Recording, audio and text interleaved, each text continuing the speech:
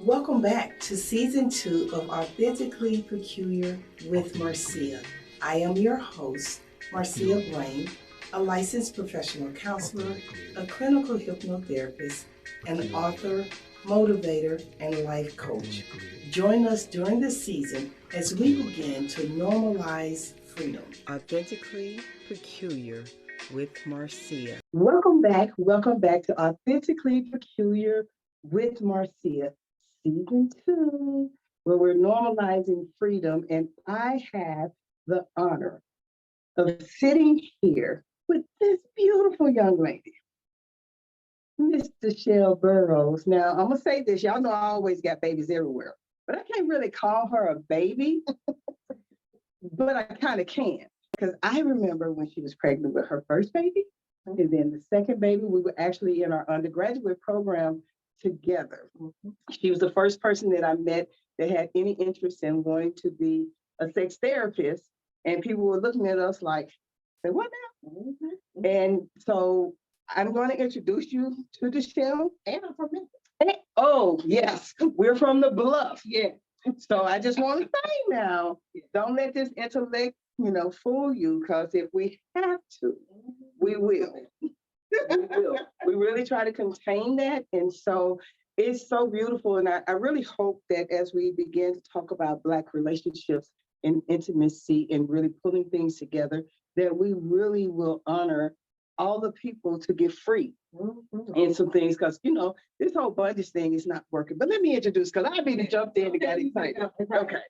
DeShelle Burrows is a licensed professional counselor. She's NCC certified, CLP, CMIP, and the founder of Pathway to Wellness Counseling, Coaching, and Consulting.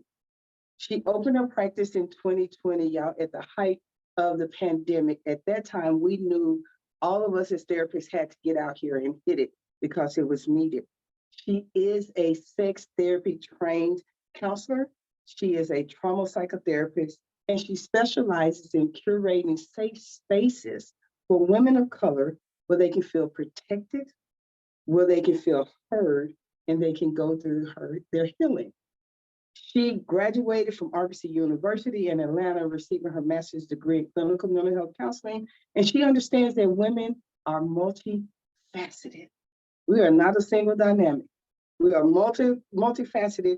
So she has taken the opportunity to ensure that she offers personalized experiences supporting women through life transitions, including but not limited to motherhood, postpartum, anxiety, and trauma.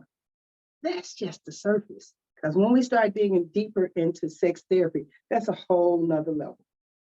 As DeShelle continues to practice, she realized that women of color always need a safe space to process and be heard during those difficult times. She has always maintained virtual and in-person sessions to ensure women have a comfortable environment to feel supported and heard. She has been instrumental with aiding women of color in feeling comfortable with their visibility and the importance of using their voices that may have been censored due to unforeseen and sometimes traumatic events in their life.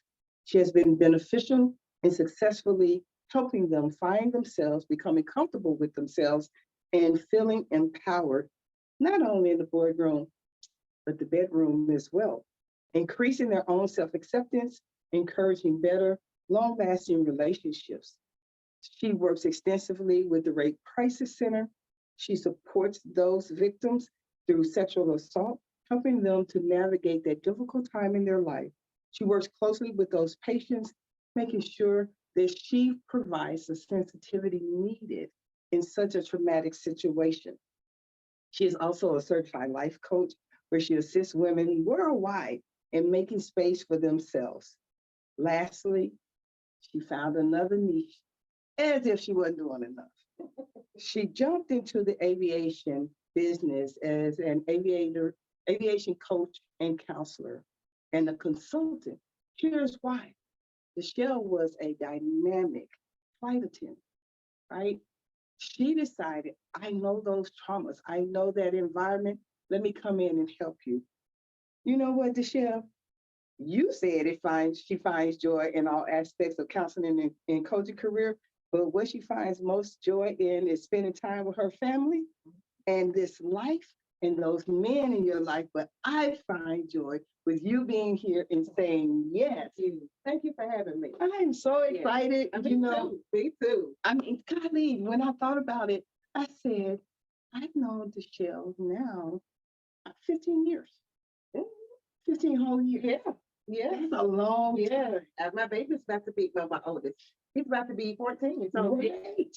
Right. Yeah. And so when we think about going through those years, we were I was actually the oldest person in class. I was probably second.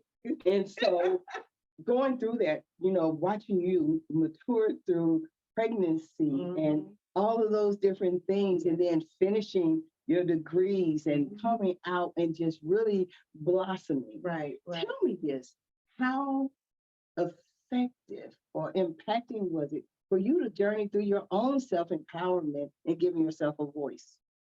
It's so impactful still to this day. I mean, it's my number one purpose. Yes.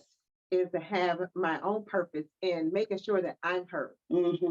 Every year, when they say do resolutions, I come up with that one word, and it always centers around my visibility, me having my voice, and empowering myself. Yes. Because if I don't do that for me, I surely can't do that for my clients. But not only that, if we don't do it for us, how can we expect others to come into our life and do it for us? Yeah, nobody's gonna do it for you. Everybody else is trying to get their right, and then they're all trying to get their own needs met. So they're not worried about you getting your needs met. They're trying to fill their own cups. Well, hopefully, exactly. Look, hopefully. Right, hopefully. But not all the time has it been that this been a main purpose for me. But now in my middle adulthood, in my seasoned adulthood, it's very important. Yes, it's so important that I feel heard, and that I feel supported and protected, and that I have the community around it that offers that space for me too. Yes. When you talk about having a community around you, how did you develop that community? Because as Black women, they always say we going at each other, we hate on each other, all of that. How did you develop that community? Well, my community is well versed. I mean, it's full of friends from high school. It's I have friends from college that I feel associated with. It's my first college experience when I graduated initially. But it also includes my friends now. I have some therapists that I hang out with.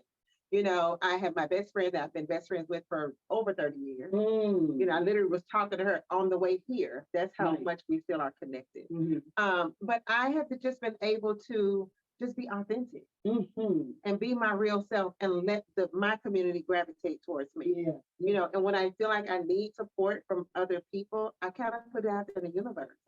Like I didn't have a really strong mom person in my life. My mom is more like a sister than a mom because she had me so young. Gotcha. And so, but because of the universe, and how it works, I had this little Jamaican lady that is my mom, and I call her mom, and she lives here, and I go hang out with her, and I take her to dinner, and we laugh and talk on the phone, and we get together all the time. And so the universe brought her to me. And so I always have people that he brings the universe. She brings the right people to me all the time. And that's so empowering. One, we have to be open to receive. Absolutely. Right. I hear people saying all the time, I want to develop community, but I really don't. Right. Because of that fear. Well, you can't teeter. And it's the fear, and they have that fear of rejection. And I get it. We've all been rejected, right? All of it. But you got to still have that little window of, I'm going to try again. Right. I'm going to do this. I'm going to see what happens. Because that you may have gotten 10 no's, but they still can lead to that one yes. And not only that, if you look at it, if you stop for you, then you never get the opportunity to experience what you want. Ever. That in itself should give you that permission to keep going and build up and growing and flourishing. Absolutely. That flourishing part. One of the things that you talked about is life transitions in your bio. I'm a firm believer that every 10 years we need to do a complete assessment because our bodies, our mind, our experiences, our level of maturity is changing. What's your thought about that? I completely agree. People always say that in marriage, but you also got to do it with yourself. And I think I check in with myself way more often because now, it is greater later. I am getting better and I am becoming more aware of the things that, I need to have an open mind about and have my third eye open, to receive, to feel, and taking those moments with myself. It is so important. Now, me 20 years ago, me 30 years ago, me 40 years ago, I wouldn't have been there. Right. I was deep in the middle of whatever was going on at that time, including my own personal trauma. However, here I'm able to be open to, okay, well, let me look at this a different way. Yeah. Let me see what else could be going on. Is this my stuff or is it someone else's that they laid at my feet? And that's the thing about it. I'm glad you brought that up. As humans, we need to stop taking ownership for other folks' stuff. You better. Just because someone said that they thought that that's how you were supposed to be, you don't have to live that. You don't have to accept that. You can literally break that down and recognize, I'm so cool with me. I can be intimate with me in real. Right. I can assess. I can enhance the relationship with me. Right. Because the truth is, a lot of reasons why, in my opinion, a lot of reasons why people struggle in relationship is because they haven't had one with themselves. What's your thought? Ooh, you done said it all first. That is it. And they're so busy getting affirmations from other people. And so that's why validation. Yes, that external validation. And so they're so busy searching for other people to validate them that they're not stopping and say, well, what do I need? But no, what is it?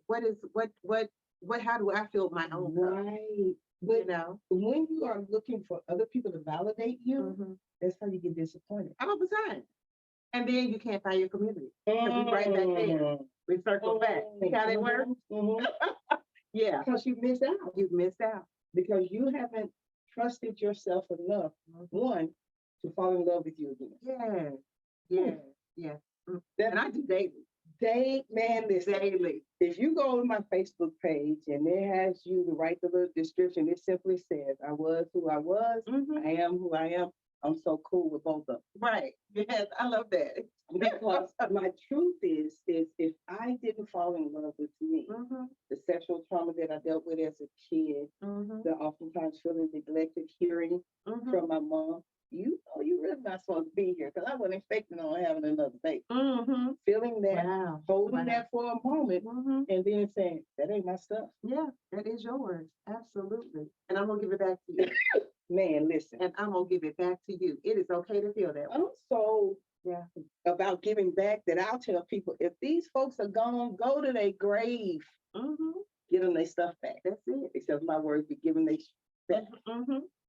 Because it's there. It's there. Why are you carrying that weight? And so when you're carrying that weight, what happens in relationships? It's a blockage everywhere. You're not able to receive. And especially we as women, we are receivers. Yes. And so that means that there's a total cutoff. There's that line in the sand that you're not going to get the energy that's supposed to come to you because you're blocked. So if there's someone in the audience that doesn't understand the concept of being a receiver, put that down.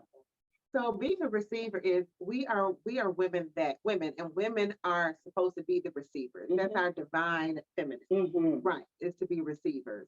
And so we are supposed to be that person that we receive love from, our partners, to receive support. Yes, gifts too, sure, but we're really supposed to fill our cup on the receiving end of receiving what we need. We're not supposed to be, hard, and we're not supposed to be, the one carrying all these burdens that we as Black women usually do. I don't know anyone that doesn't bear this burden, but because we've now been kind of put in that situation, but we're supposed to be able to be soft and to be able to receive all that's supposed to come to us. How impacting do you think it is to the persona of women when we can't be soft? That impacts every bit of us. That's what we've been doing for years. Mhm. You know, that's why we are so busy getting, maybe getting degrees, because I don't need a man. I don't need anybody. Mhm. I can do this myself. We been taught that, Mhm. you know, from when we were little. Conditioned. We've been conditioned from our family, mothers, grandmothers, whatever. You don't need that. Let me show you how to do this. Okay, let me show you how to fix this car. Let me show you how to change a tire. I'm not saying that that's not okay. Right. Because what happens if you're by yourself and you need that anyway? Mhm. That's still knowledge that you have. Right. However, if you're in the space with someone that is a giver, Mhm. we also have to allow them to give. And that can be so hard. Nope, I'll do it. Nope, I'll do it myself. And then that kind of damages that relationship because Mhm. that person is wanting to give to you. And how demeaning, and I know we're females, so we can't really answer for the male. Right. But how demeaning do you think that is when a man is trying to give? Oh, it's so demeaning. Yeah. It's emasculating. It is. For that man. Mhm. It is. And because men are born givers, born Mhm. protectors, you know, they love words of affirmation. I just had earlier, my goddaughter was posting and she was talking about men. She's a Gen Zer, Mhm. and so she was talking about men being, you know, so in the love language of physical touch. Mhm. And she said, are all men like this? And I was like, no, actually men prefer words of affirmation. Mhm. And she's like, oh, that must be the old men. And I got so sick. I was like, no, it's not. Try it with your partner. See Mhm. what happens, what you get back when you're feeding them that positivity. Exactly. And so when you are saying, no, I got it. No, I got it. Where is there space for that lover in your life? Period. You know, I know we have conditioned ourselves to succeed, right? And We ain't make nothing wrong with that. money, we Absolutely. do all those kind of things, Mhm. but that does not Mhm. minimize the desire for our partners to come Right. in Mhm. and create an environment of safety Mhm. and protection, Mhm. all of those things that allow us the vulnerability to be soft. Mhm. Mhm. What would you say to that group of people? And it spans across all age groups. I don't need a man. Right. I got this, and all this kind of stuff. Mhm. What would you say to help them begin? You know, this season is normalizing freedom. How can you help them free themselves? Mhm. Are you tired? I You got to be tired. wasn't ready. I wasn't ready. You've got to be tired of doing all the things. You've got to be exhausted from making all the decisions. You've got to be tired of running, you know, rampant for your family. You've got to be tired, especially when you have a partner there that maybe want to help you, but you're not allowing them. And that whole thing of, well, he did it, but it wasn't my way. Well, was it done? Yes. It's like I 2 do plus that. 2 equals 4. I talk about that all the time, especially with the postpartum moms that I deal with. You know, because they didn't bathe the baby the way I bathe it. Well, they're not going to, but did this baby get bathed?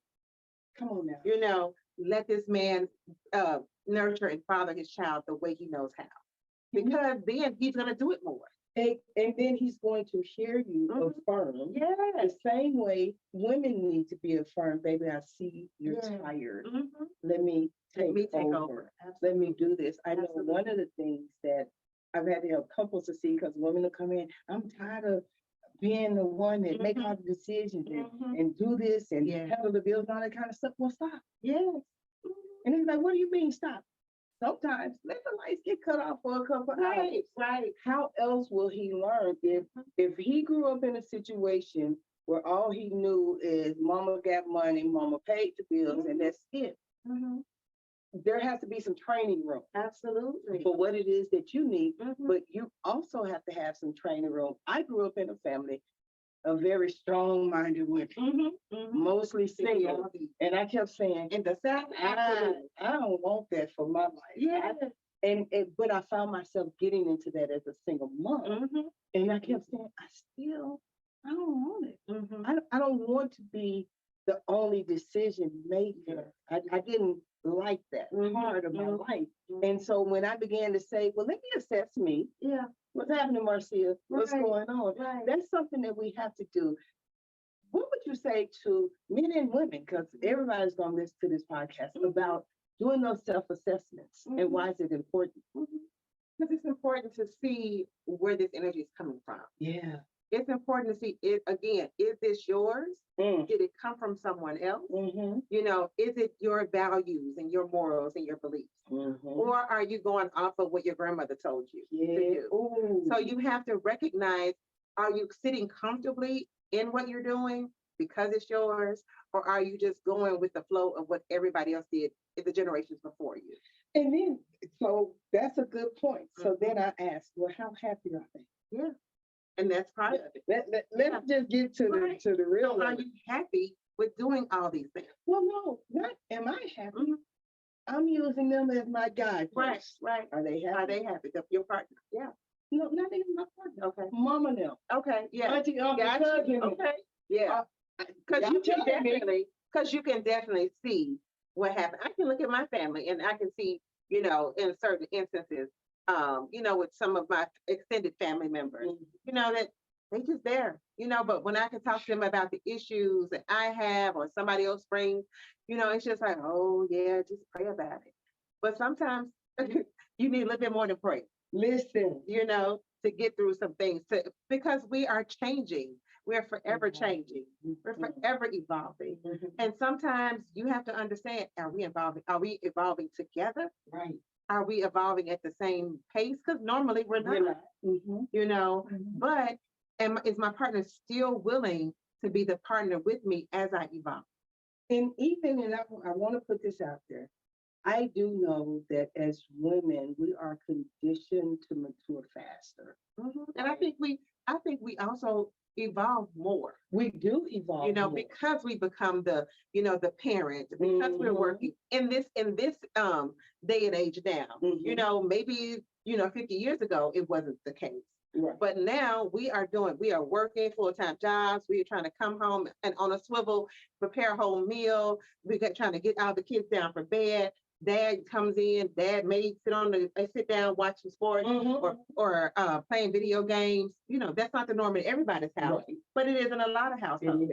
And then we're still on a swivel trying to go to bed before 10, which how many people can really do that successfully? And rest. And real rest. And so the balance is opening your mouth and telling your partner what you need. The other balance is men giving themselves permission to be aware, to move out of that henpecked mindset to understanding marriage is a partnership. Yes.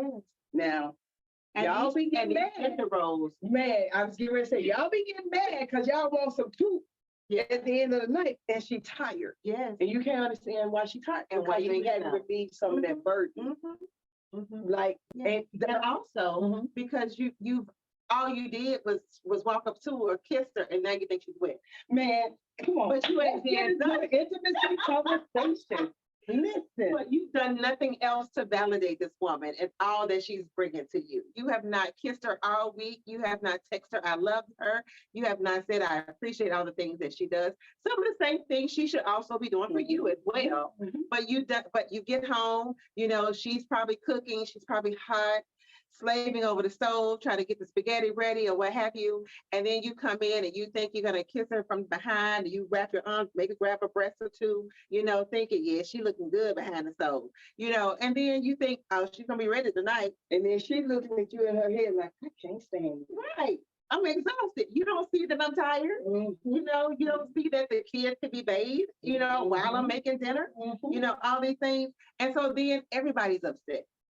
But the truth is, intimacy doesn't start at that point. It doesn't. Intimacy starts literally when you wake up in the morning. Absolutely. Every day.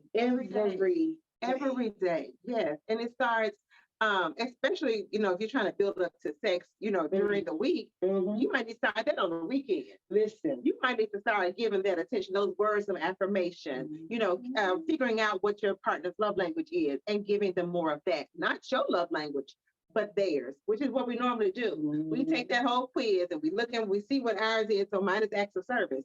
So then if I'm doing all these acts, I'm cooking dinner, I'm washing clothes, I'm doing this, that's my love language, period. So my husband is still not going to feel loved because he's not getting the personal touch that he likes because that's his love language. And see, I'm a words of affirmation person.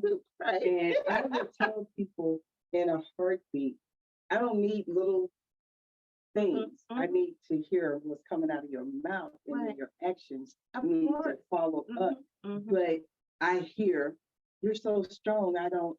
Mhm.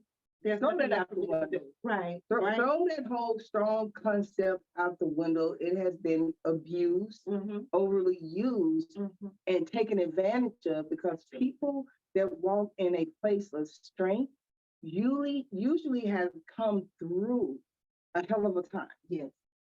to where they had no choice but to build strength. Mhm. That doesn't mean that part of That they that wanna be strong. Listen, That we don't want to be strong. like We 24 just have been made to be strong. forced. Forced. It's forced labor. It is. Mhm. Absolutely. That we Yeah. get very little pay for. Yeah. Yeah. It's just straight forced labor. And that's the thing that we need to understand. Let me say this, I'm gonna throw this out there. Intimacy and intercourse are not one and the same. Please understand that. Please know, intimacy and intercourse are not one and the same. Absolutely. Absolutely. Intimacy, go ahead. I was gonna say, but men confuse that because they use sex to actually get the intimacy they need. So really what they need, they may need well, they do need a safe place, but they really only may need a love, a hug. They may need to just lay their head in your lap and tell you how their day was. They may need that gentle side of you, but because they don't know how to ask for that, then they think the pat and rub is gonna, which leads to sex. That's when they feel like their cups are really full. Is it that they don't know how to ask for it, or they have been conditioned to be so afraid to ask for it? Because it's weak. Man, listen. Okay, y'all listen, ladies. When a man is strong enough to literally express his emotions to you, that is not weakness. Oh, that's beautiful. When you actually, and I'm gonna adjust our camera a little bit here because I need to see all of DeShelle. When you honestly don't permit that man the safe space to say, "Babe, today was a hard day." Instead, you tell him he's weak and stop complaining and whining. What is that man gonna do? Absolutely. He's usually gonna he's gonna shut down and he's gonna try to find somebody that's actually gonna make him feel like he's a man. Yeah. But women do that too. Now I'll say this, and this is just Marcia 101. People rarely ever just run out and have affairs because they can. There is something that's missing. Oh, absolutely. Emotionally, mentally, physically, and sometimes financially, right? That is where they lose that connection, that communication. How can we help couples really open the door on communication and intimacy? We'll come back to the intercourse because that's it. Right. You got that. Y'all know how to have sex. Right. Yes. Excuse me. Some of y'all know how to have sex. The rest of y'all be pretending. Right. But we're going to come back to that because I really think that it's vitally important to have conversations around intimacy and vulnerability. What's your thoughts? Bring it to us. Yeah, you just said a whole lot. And I'm gonna tell you, I'm gonna add this before I say that. And it also can be difficult if you're trying to get to that place of being soft and being intimate when you guys have battled back and forth for so long. And then, but it's because you haven't been heard. And I ain't trust you. And I ain't trust you. And so now, but I want to trust you and I want to be heard. And so then that looks like, your partner is saying, your husband is saying, no, whatever, keep doing what you're doing, all those things. And you're like, no, I'm trying to be different. I'm trying to be afraid now. Right. Because all of a sudden, y'all have gone back and forth. Y'all been battling for years. Why are you switching now? Right, exactly. But you have to have that conversation. You gotta say, babe, I'm trying to do things different. And I hope that you allow me to do what I want to do for us. And I want to grow in our love, in our relationship by, doing some things different. So I want to lean into you some. I really want to allow you, to be the leader that I know you can be. I want you to make the decisions that you want to make. Absolutely, you can come to me for guidance, but I trust you, which is huge. That is really huge. When you tell a that I trust you to Mhm. make the decision. Yeah. I trust that you have a vision for our Mhm. household. Mhm. I trust. That man was swelled up like an Baby. incredible Hulk. You guys say big. Right. He gonna be swole around here because Absolutely. it really feeds that ego Absolutely. side of him Absolutely. to say, I got you. Yeah. Yeah. And even if he's not or has not been rising to the occasion, he then will kind of have that switch go off when he starts to. Now, it's not going to be a total switch overnight. Please don't think this is the overnight succession. It's not. And you may have to keep having that conversation. Or as I like to say with the people that I support, passwords. You know, so maybe you don't keep saying, you know, boy, I'm trying to be feminine. You know, maybe you don't keep saying that, but maybe you have this beautiful word that you can use that lets him know, you know, I don't want to bicker with you. I just want you to know I'm trying to be soft. So it could be a word such as soft, baby. I'm just trying to be soft. And if you say that in the midst of, you know, this roaring lion that's talking to you, this man that's provider, protector, guess what it's gonna do? It's gonna not bring it down, and he's gonna be soft, and he's gonna be like, okay, all right, baby, let me rethink this. Let me do something different, you know, because then he's realizing that he's kind of veering off from where you guys are trying to go, and which is what it is changing that relationship. Yeah. And truth be told, ladies, we control the temperature of the house. Period. Yeah. However we are, we control the temperature of the house because we literally can make everybody our puppets in the house if we don't abuse that gift. Yes. Because it is a gift, right? But we can, women have. and we can mold a household. But one of the things that I would share is check your own healing process. It's important because you got to know, you got to be, again, able to receive what's coming. So if you are in a space of, you have trauma, you know, you have some trauma bonds, you know, all those things, if you feel like there's some anxiety around asking for what you want, you know, if you feel like you are that person that shuts down, you may need to have some therapy to say, let me figure out why do I respond like this? Right. What's coming up for me? How do I change that? That could even look like inner child work that you do. Say that. You know, EMDR, brain spotting, those things are some things that you can figure out. Why am I this way? What's coming? What happened in my childhood that made me want to run, that now I'm running in my relationships whenever I'm confronted with something that's difficult. And when you get a trigger, then the trigger truly just is a response to an activating event. When you recognize the trigger, before you go so deep in, stop and ask yourself where it's coming from, right? Because if you understand the root behind your action, you then give yourself permission to begin healing. Like I talked to a client the other day, and he didn't realize that every time his mom pushed him away, there was rejection, right? And as he's gotten older and people don't involve him in things, he gets angry, right? And I said, the problem is you weren't received, you were rejected, and then you felt like you didn't belong. And guess what? I bet he couldn't express it either. He could not express it because he was told, stop crying, stop whining, all of that kind of stuff. And so now that he's gotten older, he wrestles with that feeling of not belonging. You have to go back to the root. And so one of the things that we do in therapy is literally give you a sense of empowerment to uproot those weeds out of your life so that you can actually begin to heal. Because when you address it and attack it and you kill it at the root, it's not coming back. Right. That's why I like to go to when I'm doing EMDR, you know, it depends on what the client is coming in for, but I like to go to the earliest memory, which is that root. And let's dig in there first, because sometimes just by hitting that earliest memory, everything else after that can be healed. Absolutely. And that's standard in my practice. Now, I'm not EMDR certified, but I know I'll be throwing some of the techniques out there. That's standard in my practice. They'll tell me whatever this superficial level is when they first come into therapy. All right, tell me about your childhood. Well, what do you mean? This ain't about my childhood. Oh, but it is. Right, right. It Absolutely. is. Because your foundation, when your foundation, think about it like a house.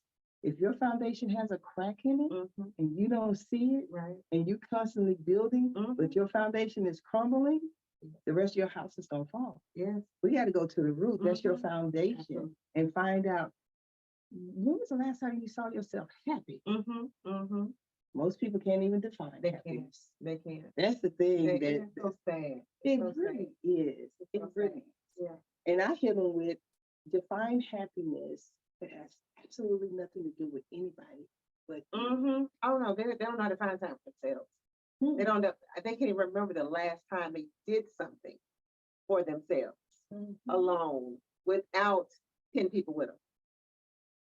needing that validation. Yes. Folks, Yes. needing that Yes. approval and the connectivity. Yeah. But your truth is, and I want you all to hear us, in a relationship with yourself, validate you. Understand that your words are going to be the most powerful part of your existence. And in that existence, you're going to be able to say, wait a minute, I can have intimate relationships. I can actually look at this. And I know I'm going to have everybody from all different races and backgrounds and stuff like that. But I tend to stick with the Black community because that's the community that I know. In the Black community, I noticed that, especially on TikTok and stuff like that, there is this just fight against women. Yes. When we stop doing that, when we stop seeing Black women as a threat, and we actually pull ourselves in and recognize, Black man, I can love you. I can love you in my softness. Yeah. Yeah. How do we help people navigate this seemingly attack on the strength of Black women that we don't really want, because we really want to be soft? How do we help people navigate that process?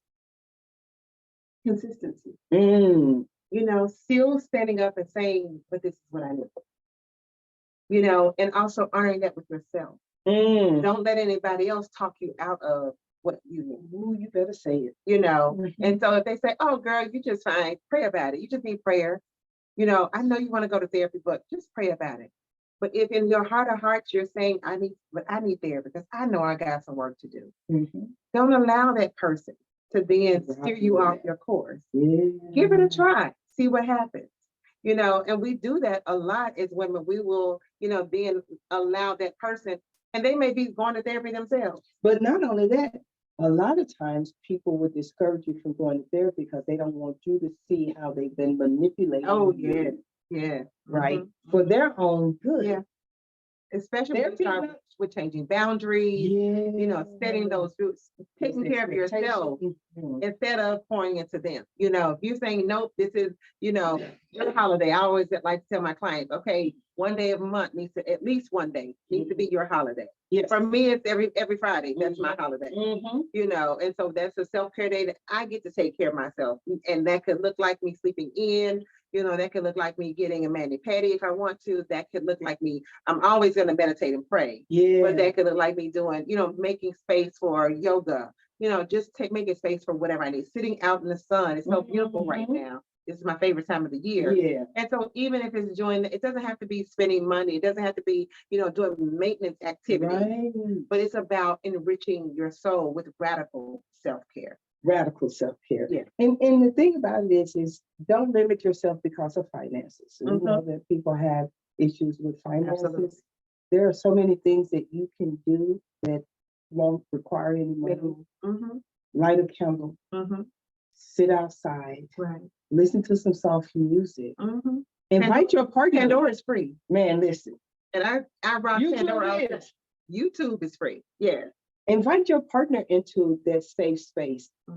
One of the things that I share with couples is to make their bedroom their sanctuary. What are your thoughts about that? It has to be. It can't be the place where the baby's in there with you. You know, maybe for that small window of time, whatever you deem as small, you know, 5, they too old. They need to have their own room. But So when their baby first come home, yes, but at certain points, you need to make it where that space looks and feels like you guys belong there. And yeah, And that could that's look self-care too. it is self-care, it could be, and you get to determine what that is. Talk to you. Don't just do it yourself. Don't just be that girl that everything's pink and everything's fluffy, and then your husband still feels like it's not for him, because then that may make erections hard. If he's coming to that pink room, he may not be able to come, or to get hard for you because he feels emasculated in this pink space. However, if you talk to him and say, let's put in different shades, colors, even different textures. Like in my office, I have different textured pillows. I have a pillow that looks like a poodle and it's pink, but I also have velvet pillows in my office. I also have fringed things in my office. And I pull them out and I use them, or let my clients use them. And so you ask your husband what feels good to him, and you have those things in that space. You bring it in. I like gold, so I have gold in my bedroom, but I also like charcoal gray. And so I love the grays in my bedroom too, and I incorporated that. So then that way my husband can also feel like it's a masculine space. If he can feel comfortable in that. Yeah, I got a few pillows, them decorative pillows on there. And stop talking about us in the pillows. Right. But that's the softness, about me. That's me feeling soft in that space. And so that's what that looks like. So you have to then say, babe, what would you like in this bedroom? Do you want candles in here? Do I want Alexa to operate and set timers for us? Do I want alarm clocks? Babe, do you want soft your bathroom, do you want soft rugs in your bathroom? Or are you a bamboo person? Talk to them, take them with you I know they don't want to go because mine doesn't want to go, but take them with you and let them feel, or just bring them home and have the receipts, you can take it back. But show them these different things, because sometimes men don't know what it feels like to have that comfortable, safe space. And a lot of times they hadn't been invited into the world. No. To make those decisions. Right. They've always felt like that it was made for them. It was made for them, but not only that, their voice wasn't important in that part, right? We have to do better as humans, period, with partners to say, what do you need? Right. What my husband loves waterfalls. So in our old home, we had a waterfall that kind of sat on the table until it kind of rusted out, because we had it going all the time because he loves, he's Caribbean and he loves waterfalls. And so we kept it going. And so I need to probably bring one back into my bedroom now that we talk about it, because he loves it so much. And it's calming. But I also have my Alexa, and I will cut Alexa on and have some music, some of that music playing, the white noise, or that type of music where it sounds like the waterfall. So maybe we don't have it there, but we can still play it with the Alexa and still bring that element to our bedroom. And you have to, when you're creating intimate space, and we're doing self-care and we're honoring ourselves, communication is the biggest key to really bringing in that balance in a relationship where you're both able, he can feel his masculinity, you can feel your femininity, and then they gel. You have to give yourself that permission to actually feel that, because when you don't, you actually lose the opportunity to really connect with your mate. To connect. And connection is key. It is key to then have those conversations. But he could be also that type of guy, like, maybe just do it for me. Maybe just do it. And so at that point, then you operate with him in mind. Right. But be mindful, men, to not be so quick to say, baby, do it for me. Right. Because that then adds something else to her plate. That she then has to regret being added. Balance is it gets to be too much, overwhelming to be added. Absolutely, I agree with that. Yeah, definitely have to balance the ask, balance the expectations, balance the receiving and the giving. Because the truth is, men like little trinkets too. Oh, absolutely. Absolutely, they do. Yeah, I got a house full of boys, and they all love it. Men.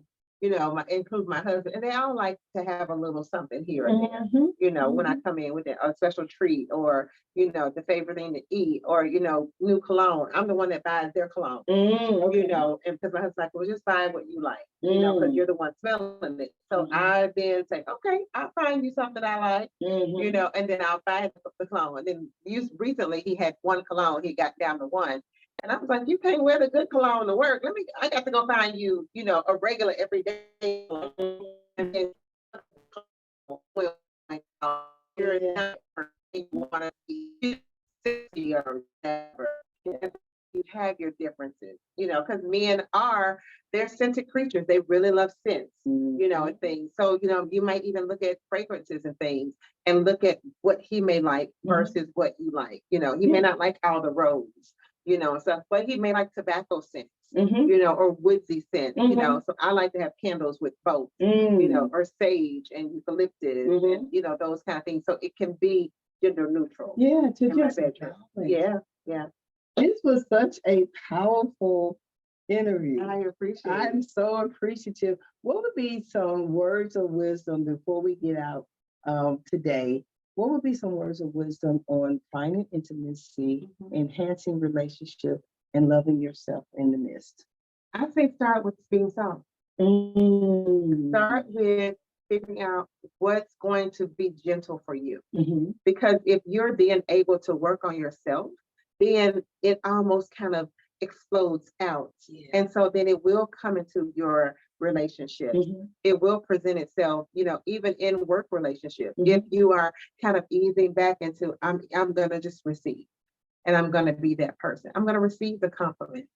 I'm going to receive, the accolades I need. I'm going to receive the protection that this person wants to give me. I'm going to receive the love that they give me. Now, it may come with receiving some negativity, but you also know how to set that boundary for that, so that you don't take in those things and know that that's their stuff, not yours.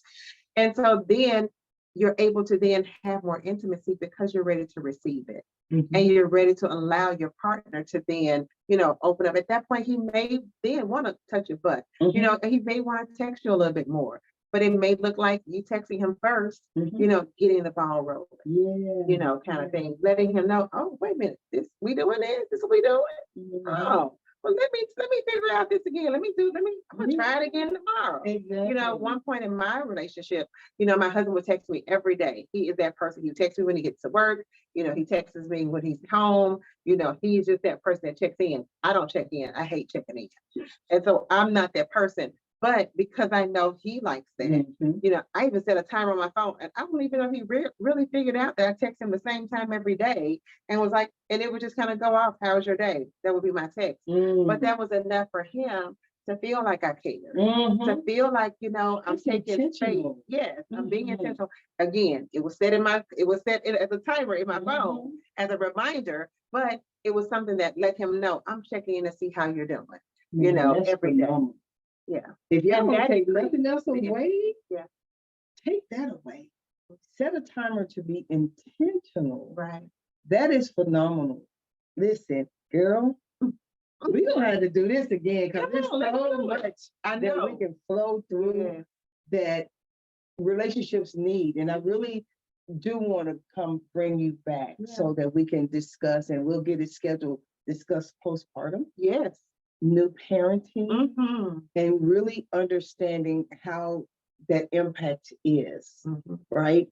All of us don't get the opportunity to be raised in beautiful families that have no issues. Some of us go through some things. Double hands. Right.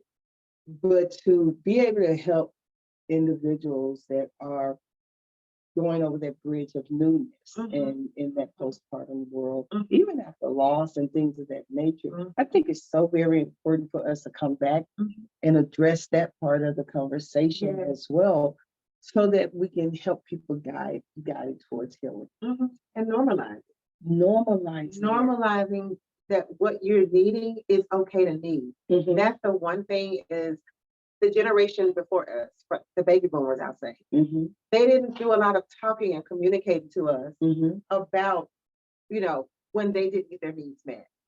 And so it left a gap with us because then we're scrambling, trying to figure all this out. You know, I've talked to some of my relatives before and asked questions, pertinent questions, you know, and they're like, oh, I don't know. You know, and I'm just like, wow. But now, as I am the elder, you know, with my goddaughters and my children and, you know, the people that I support, you know, then I'm like, nope, I need to make sure you know this information. Listen, I want to make sure you're not out here in the world by yourself trying to figure this out. and we want to make sure as the elders, and it's so funny, I told my brother last year when I had him on in season 1, I said, dude, we're the elders now. It is our responsibility to help guide you all from a new lens. Yes. We had the baby boomers, we're Gen Xers. A lot of folks I've been seeing y'all trying to attack Gen Xers on TikTok. Don't do that. Yeah. Save your soul. I'm telling you, they left alone. Gen Xers, We a whole different ball. we're a whole nother language. Yeah. Like y'all not really ready for that. Right. So come if you try. Right. I'm just telling you, we're not there. But what we are doing in our newfound awareness of being able to say, I feel, I see you, and I respect you. It's a new journey for us as well because no one gave us that opportunity. We had no voice. We had to be children. We had to be seen and not heard. As we became adults, we had to work to the grind and to death, and we're changing all of that. So I look forward to another conversation with you. This was such a beautiful, beautiful session. There's so many things, y'all, that pop off. Listen, don't listen to this session without having some paper and pen because in this episode, you're going to get a lot. Yes.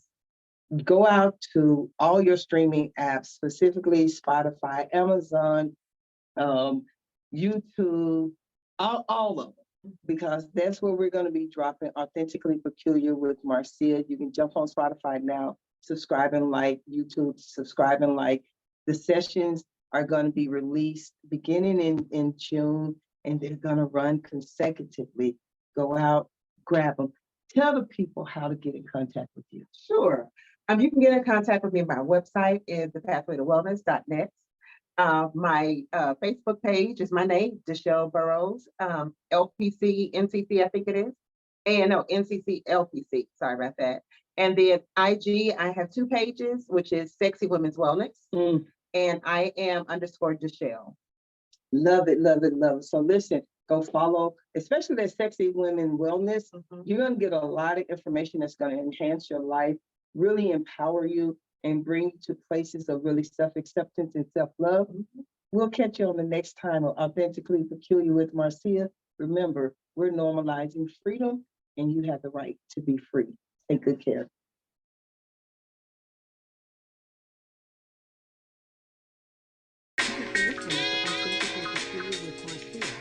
Follow us on your favorite